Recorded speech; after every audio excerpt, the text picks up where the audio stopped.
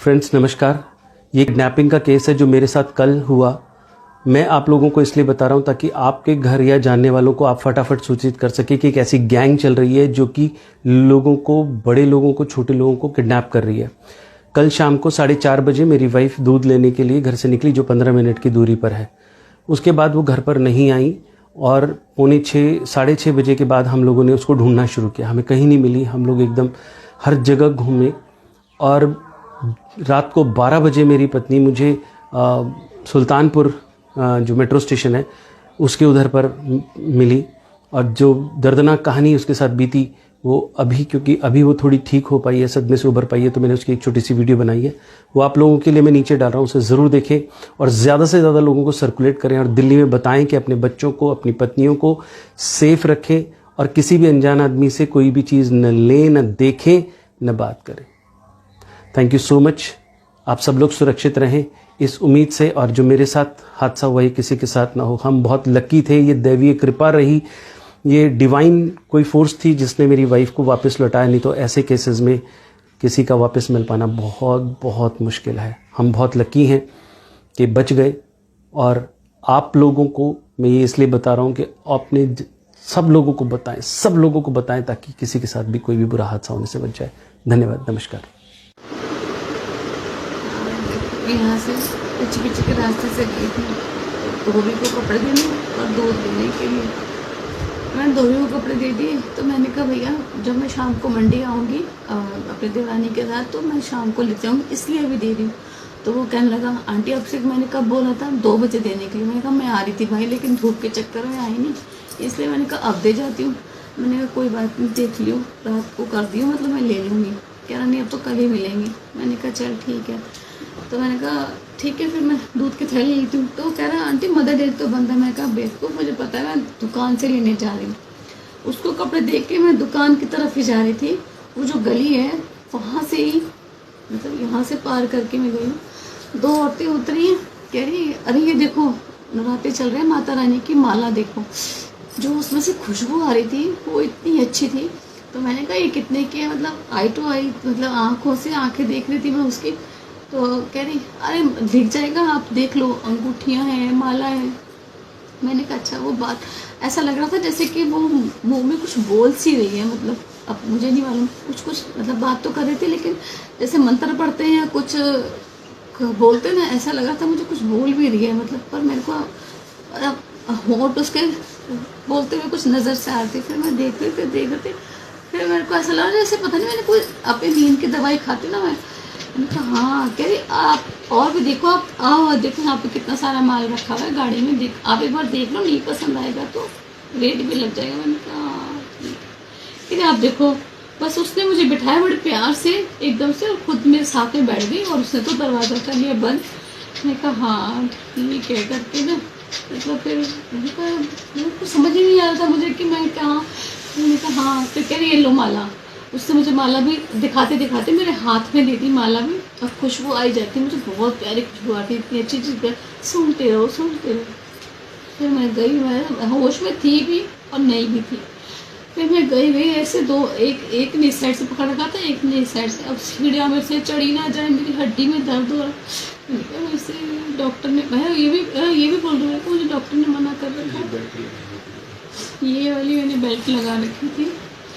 और मैं ये भी बोल रही हूँ, मुझे डॉक्टर ने, मुझे होश तो था नहीं, मतलब ऐसे था। मैंने कहा मुझे डॉक्टर ना बना, ऐसे में था। मैंने कहा मुझे डॉक्टर ने मना कर रखा है सीढ़ी चढ़ने के लिए, मैं सीढ़ी नहीं चढ़। हाँ ठीक है कोई नहीं करके मुझे वो लोग, जहाँ तक मेरा ख्याल है वो बहुत काफ़ी ऊपर तक ले गए। दरवाज़ा खोला, इतना गंदा घर, मतलब गंदा, मतलब दीवारें जैसे हमारी तो ऊँची बड़ी नीची सी दीवारें सी थी। और जैसे मैं दरवाज़ा खोला, एक कमरा था छोटा, इससे थोड़ा सा छोटा था। फिर उससे आगे एक किचन बनाई हुई थी, फिर उससे एक कमरा, उससे आगे कमरा था, बाहर रेलिंग से थी। मतलब मेरे को ऐसे मेरा दिल सा घबरा रहा था। मैंने कहा मुझे पता नहीं अजीब सा ही हो रहा है। मैंने कहा मुझे, फिर कह रही ठीक है आप लेट जाओ आराम से ना।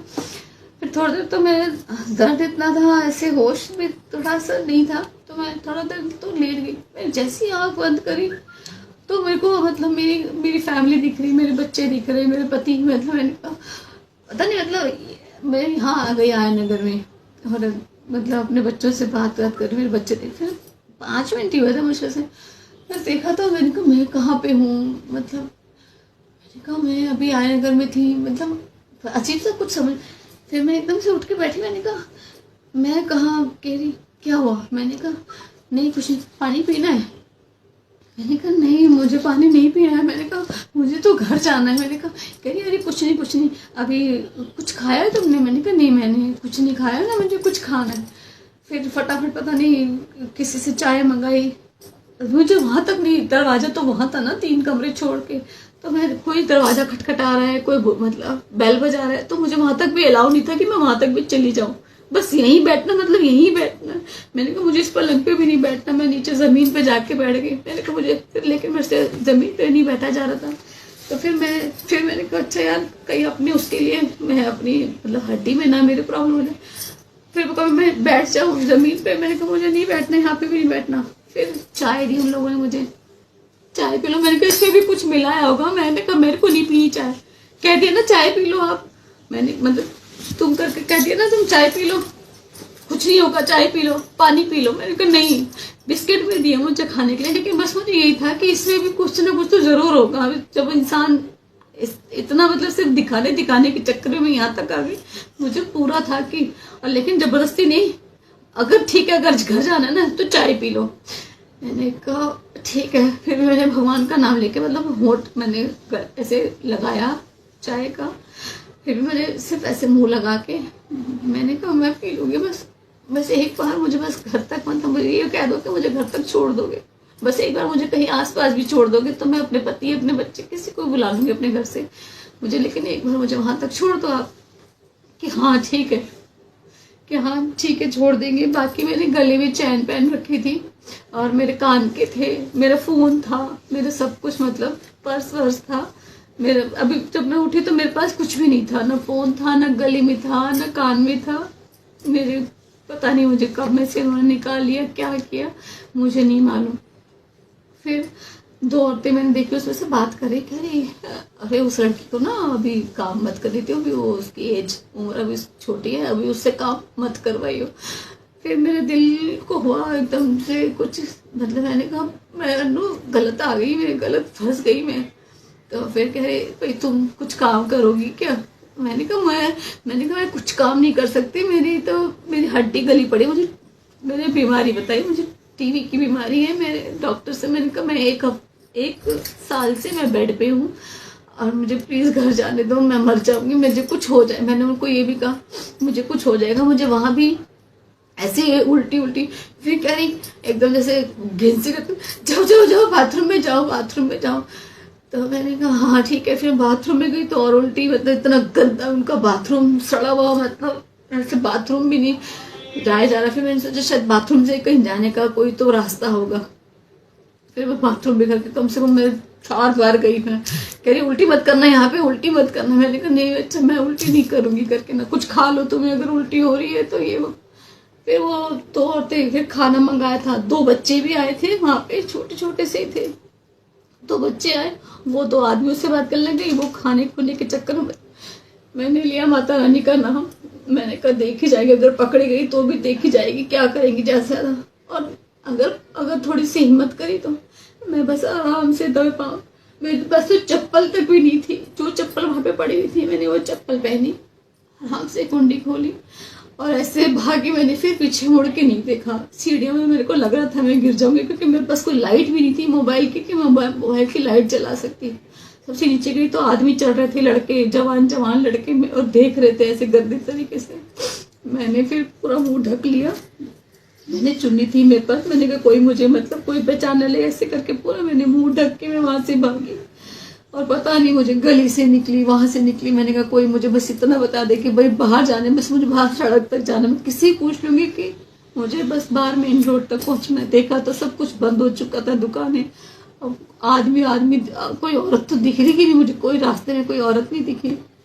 ऑटो वाले हाँ जी कहाँ जाना है आपने, मतलब मैं बहुत मुश्किल से फिर कैसे करके घूम के यहाँ जा रही हूँ, वहां जा रही हूँ। फिर हार के मुझे एक मेन सड़क दिखाई दी, फिर मैं वहां से सीधी आई।